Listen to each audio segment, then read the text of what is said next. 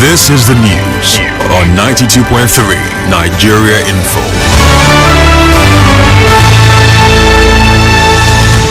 A very good evening to you and welcome. It's Monday, 25th March 2024. Peace is the path to the prosperity of a nation. Let peace reign. On the news this evening, suspected car thieves in coma after mob action in Port Harcourt.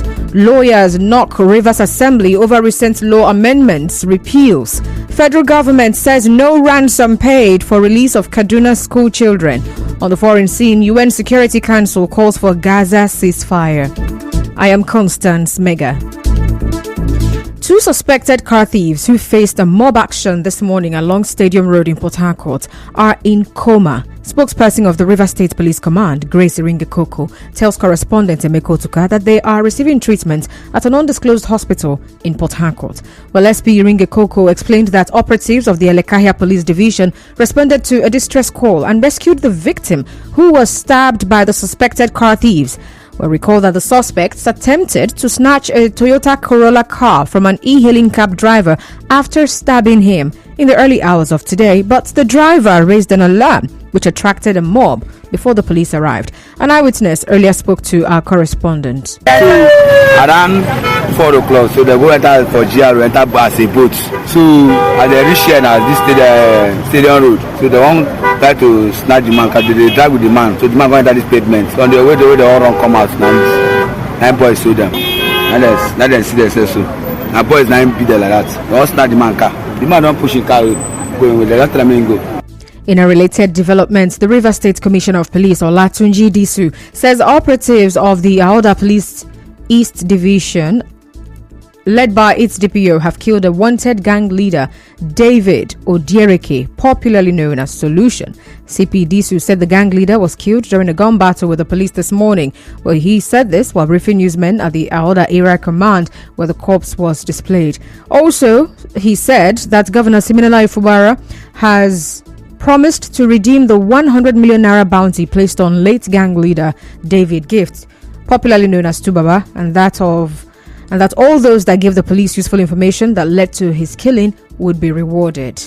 Elsewhere, the Minister of Information and National Orientation, Mohammed Idris, says no ransom was paid for the rescue of the 137 kidnapped school children from Kuriga village in Kaduna State.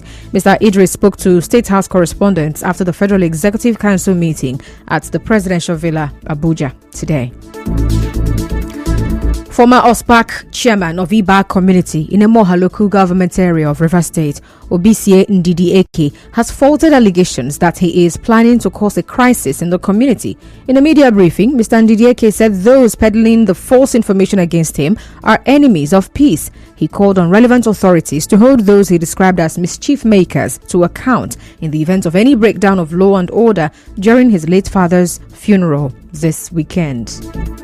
It has come to my notice that I, Mr. Ndidi Eke, is planning to cause crisis in the Iba community before the burial of my late father. I urge the public to disregard such fake news because I always stand for peace and well-being of the people of Iba community. I am equally using this medium to call the Governor of Rivers State, Inspector General of Police, and Rivers State Commissioner of Police to be aware that whatever that happened before or after my late father's burial, that those mischief makers are the people behind the crisis because that have always been their antics. In another development, a human rights lawyer, Henry Ekine, is urging magistrates to utilize the Administration of Criminal Justice Law, ACJL, to combat unlawful prosecution of suspects. Mr. Ekine made the call in an interview with correspondent Emeko Tuka while reacting to the prolonged detention of inmates without trial in correctional centers. Well, he said the Administration of Criminal Justice Law grants magistrates the authority to scrutinize charges against suspects to prevent unjust detentions. The police authorities should be able to know that they are not there for the complainants alone, and then they should know that even the criminal suspect has a right and they should be objective, not bringing up trump up charges. Then two, the magistracy, where they usually will come up with these matters, should seize the power vested in them under the Administration of Criminal Justice Law to clearly interrogate and inquire into the charges when they are brought before them. And then I also recommend a reduction of the level of granting applications for remand. Mr. Ekine also called on the Department of Public Prosecution (DPP) to be objective in its legal opinion on assigned cases. The Director of Public Prosecution should be more active, and that department should be reorganized in such a way that the legal opinion that is required when a file is referred to them should be made and returned spontaneously, and it's possible. If they have limited manpower, as in state council in that department, then they should employ more. Well, last Friday, 24 inmates awaiting trial for various offences at the Port Harcourt Correctional Centre were pardoned by the Chief Judge of Rivers State, Justice Simeon Chibuza Amadi, as part of efforts to decongest correctional facilities in the state. Moving on, some legal practitioners in Port Harcourt have criticised the Martin Amehule-led Rivers State House of Assembly over its recent amendments and repeals of state laws without the input of Rivers people. Well, last Friday, the House amended the Rivers State House of Assembly Service Commission to take away the power of the governor to appoint chairman and members of the commission. While speaking on this, a lawyer, Haya King, tells correspondent Suibio Ruwari that the power to appoint the chairman and members of the Assembly Service Commission lies with the governor. Is it that after the governor leaves office, you amend it and remove the powers? After another governor, maybe tomorrow Amebule becomes the governor. For me, it's becoming childish. Is it because the governor is not talking? Amend the law to your whims and caprices when it suits you. For me, it's unhealthy, it's not right, it's illegal. With this kind of behavior, people will begin to doubt government, people will begin to play with government, people will begin to challenge government, because you make one law in the morning, you make another one in the evening. Another lawyer, Chris Itamunala, also spoke on this. The Rivers State House of Assembly lacks the powers, legal or otherwise, to remove the power of appointment of the chairman and members of the Rivers State House of Assembly Service Commission from the governor and vest that power on themselves. The provision in the Rivers State House of Assembly Commission Amendment Law 2024 seeking to vest that power on the House is in clear contravention of the 1999 Constitution and therefore a nullity in the eyes of the law. Some PDP stakeholders in Opobonkoro local government area have applauded Governor Siminalayi Fubara for his leadership style and developmental strides across the state. But this was made known in a communique at the end of an expanded stakeholders meeting signed by the chairman of PDP Stakeholders Forum, Opobonkoro, Bennett George, the executive chairman, Opobonkoro local government area, Enyada Kokigam, and the PDP chairman, Opobonkoro, Godwin Pepple. While the forum commended Governor Fubara for projects including the 50.15 kilometer dual carriage ring road, Elelenwo internal roads, 10 kilometer Aleto Ebubu Etio road in Eleme, the Andoni road project, and other projects in the health, agriculture, and other sectors. Well, they also thanked Governor Fubara for linking Opobonkoro local government area to the national electricity grid and the facilitation of Opobo town ring road project. But the PDP stakeholders also criticized the statements by Senate President Godswill Akpabio and the APC CTC chairman Tony Okocha against the governor and urged them to stop. Still to come, President Tinubu sets up infrastructure fund. Stay tuned.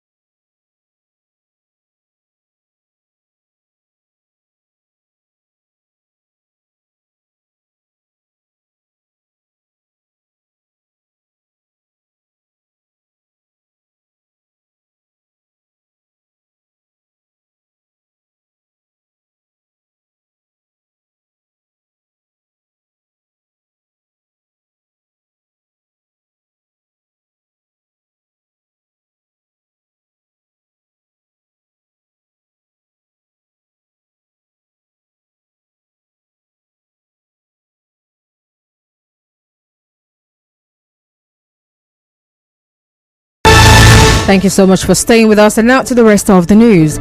Journalists in the Niger Delta region have been encouraged to equip themselves with tools that will enable them report conflict-related issues in a sensitive manner. Well, the call was made during a one-week Common Ground journalism training by an NGO, Search for Common Ground, for its project, a community-centered approach to transforming criminality and violence in the Niger Delta. Well, the head of program, Search for Common Ground, Nigeria, Yacint Agbagajan, spoke to journalists during the training.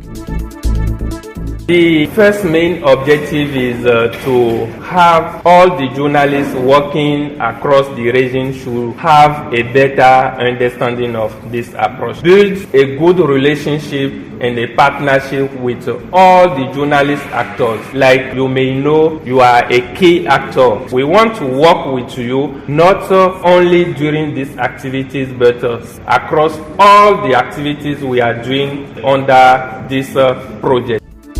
On his part, the Mass Media and Information Manager Coordinator for Search for Common Ground, Sonny Dada, advised investigative journalists to adopt data-driven journalism in their reportage. If there are languages that have been used that are capable of bringing divides or division, the Niger Delta has not enjoyed good press. Anytime there's a story about the region, it's about conflict. Data journalism will help us to bring out these latent issues that are actually fueling conflict in communities. Adopting the conflict-free approach, putting your focus on the latent factors, the latent issues that are actually breeding conflict. So as journalists, you will do your investigative reportage, and in doing your investigative reportage, you help to represent the issues the way they are.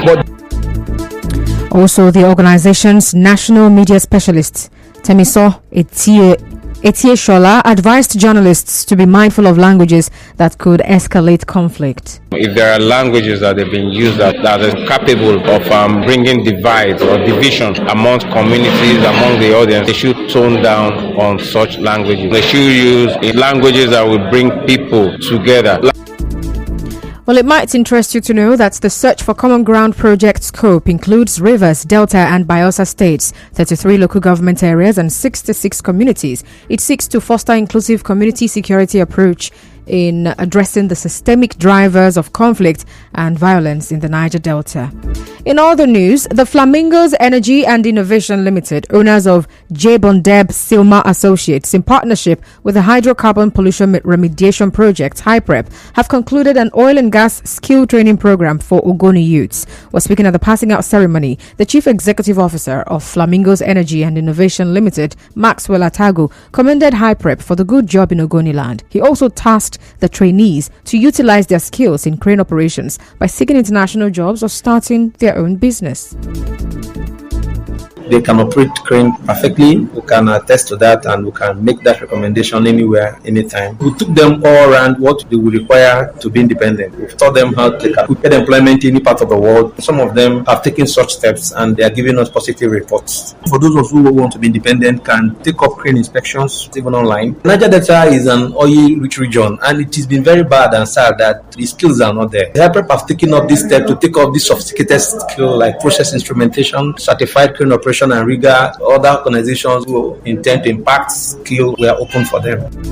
On her part, HYPREP Head of Livelihood and Sustainable Development, Josephine Nzide, said the program is part of HYPREP's core mandate to provide alternative livelihoods for the Ogoni people. This training has helped most of them to learn new skills. For this center, we're doing crane operation. I will tell you that their commitment and dedication to this training has been wonderful. It has been awesome. For J. Bendep to be training for HYPREP, that means they meet the federal government requirements to be a trainer. We visited their facility and interfaced with them, and they went through all the procurement processes to be part of this training.